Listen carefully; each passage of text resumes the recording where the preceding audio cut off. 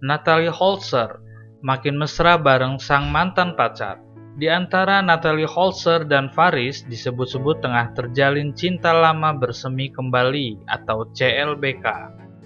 Sebab Natalie Holzer juga memiliki panggilan sayang kepada Faris, yakni Papa Sayang.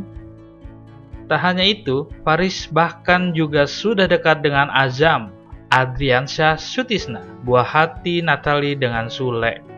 Lebih lagi, baik keluarga Natalie maupun orang tua Faris juga telah menyetujui hubungan keduanya. Kebersamaan Natalie Holzer dengan Faris pun kian menyedot perhatian publik. Bahkan para ekspresi ikut menilai gelagat mantan istri Sule itu. Menurut pakar ekspresi Kirdi Putra, Natalie malu-malu bersama sang mantan. Kendati begitu, janda satu anak ini tampak grogi saat ada di dekat Faris.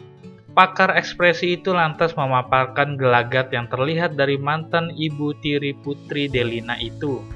Kirdi juga mengatakan, Natalie lah yang tampak lebih ekspresif dalam hubungan tersebut.